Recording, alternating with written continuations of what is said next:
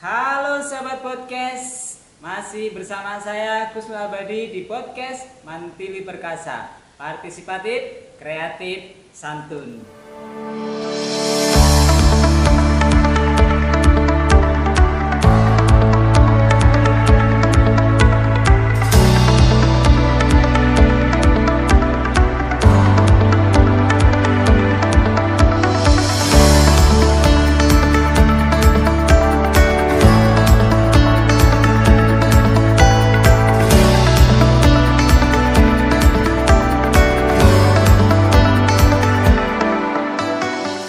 Assalamualaikum warahmatullahi wabarakatuh. Salam sahabat podcast Mantili Perkasa, partisipatif, kreatif, dan santun. Sudah hadir di podcast kita beliau Bapak H. Mustain Ahmad SHMH selaku Kepala Kantor Wilayah Kementerian Agama Provinsi Jawa Tengah. Selamat datang Bapak. Terima kasih. Bisa disapa dulu untuk sahabat podcast kita, Bapak. Ya, Assalamualaikum warahmatullahi wabarakatuh, sahabat-sahabat podcast Mantili Perkasa yang saya hormati, saya cintai, saya banggakan. Izinkan saya bergabung di podcast yang keren ini bersama Pak Kusnul Abadi. Jadi Bapak, ini kita akan masuk di tema yaitu moderasi beragama, karena kita melihat adanya ya.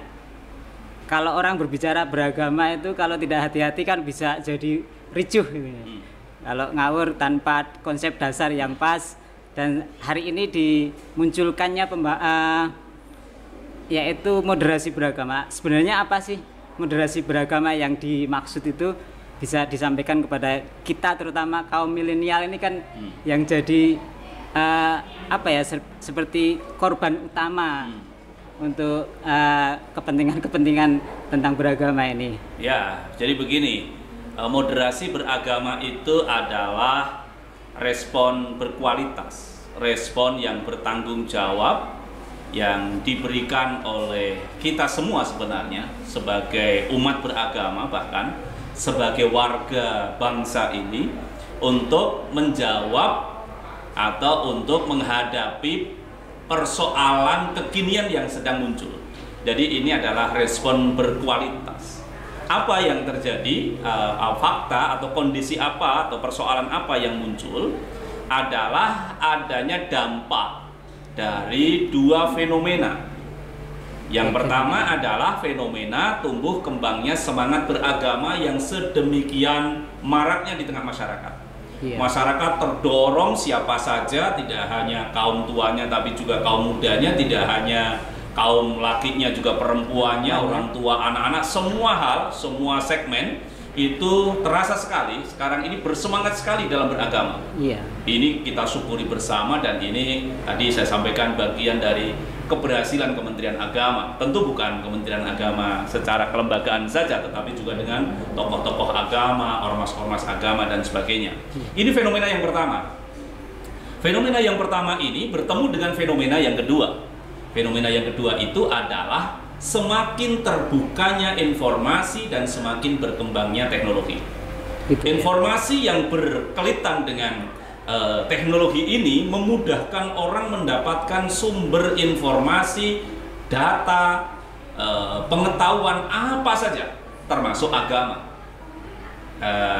Ustadz Kusnul bisa bayangkan orang yang sangat bersemangat beragama itu bertemu dengan fasilitas sumber informasi, sumber data agama yang sedemikian mudahnya. Maka yang terjadi adalah orang beragama dengan sangat antusias.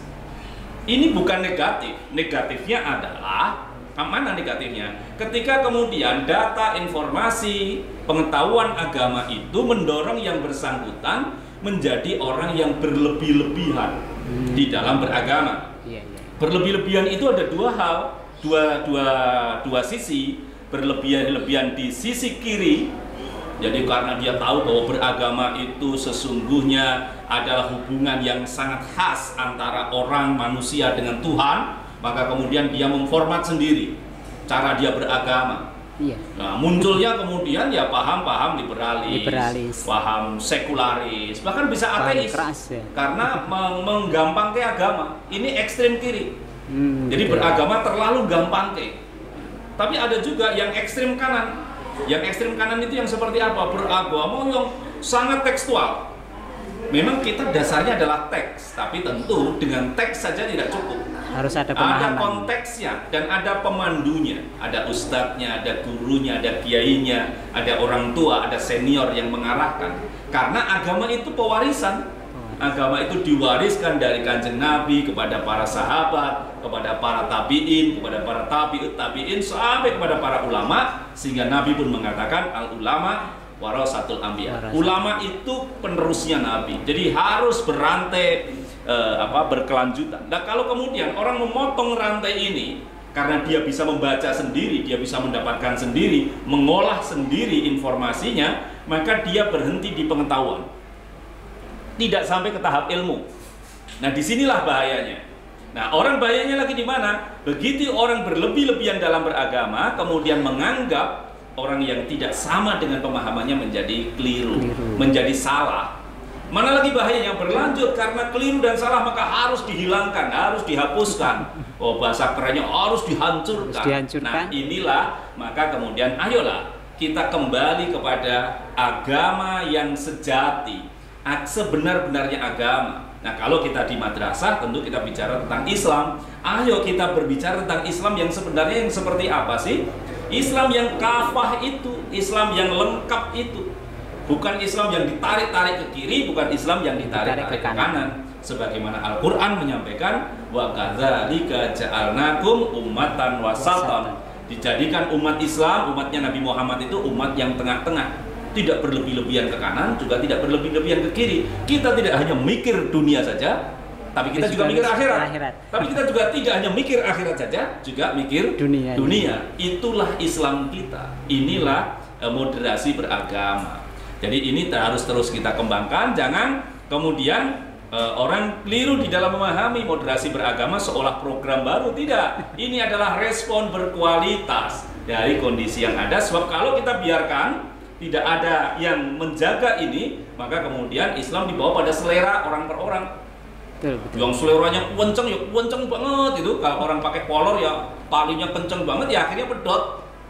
Ya kalau pedot kan melotrok. Yang longgar banget mengentengkan hukum agama ya kalau pakai kolor yang longgar ya bergerak sedikit ya melotrok juga. Nah, dua-duanya menjadi tidak baik. Nah, inilah moderasi beragama dan teman-teman khususnya anak-anak MTS itu jangan keliru ke modernisasi.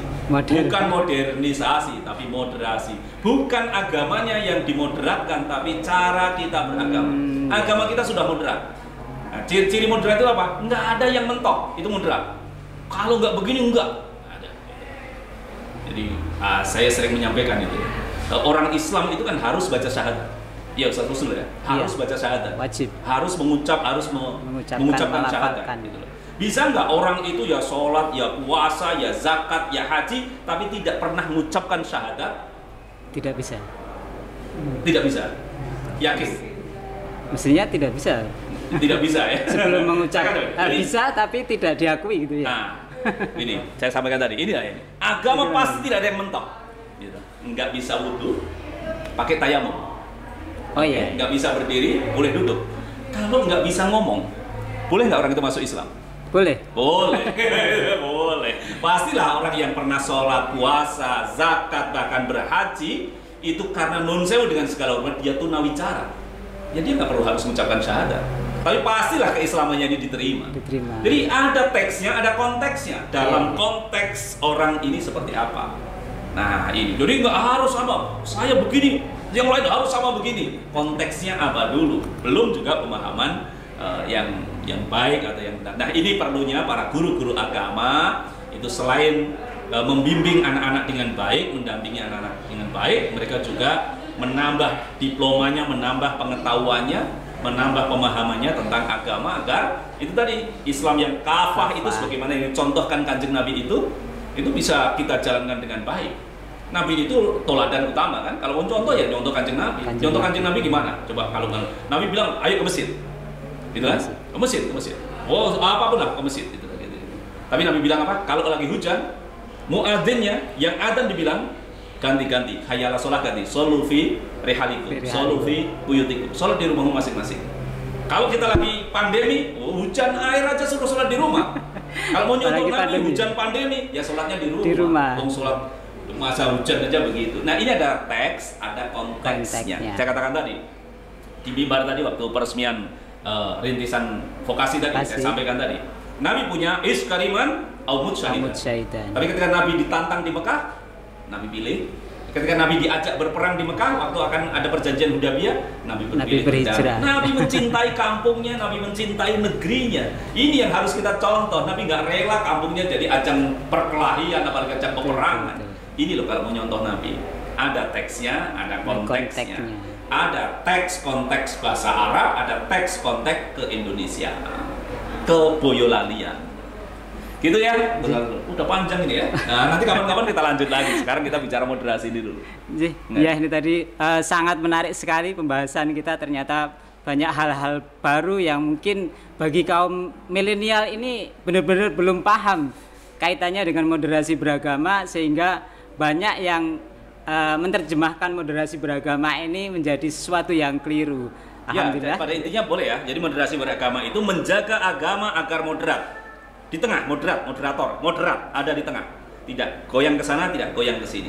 Karena kalau itu tidak kita jaga, itu tadi orang yang memasok informasi agama yang belum tentu benar ditangkap oleh orang yang bersemangat beragama, menjadikan pemahamannya bisa keliru dan bisa mengganggu pelaksanaan pengamalan agama, bahkan juga kerukunan umat beragama. Betul itu, baik. Matur nuwun semuanya. Terima kasih Bapak Mustain sudah berkenan hadir di podcast kita. Ini tadi sahabat podcast, demikian tadi pemaparan atau diskusi kita hari ini kaitannya dengan moderasi beragama. Salam semangat, tetap sehat di masa pandemi. Billahi taufiq wal hidayah. Assalamualaikum warahmatullahi wabarakatuh.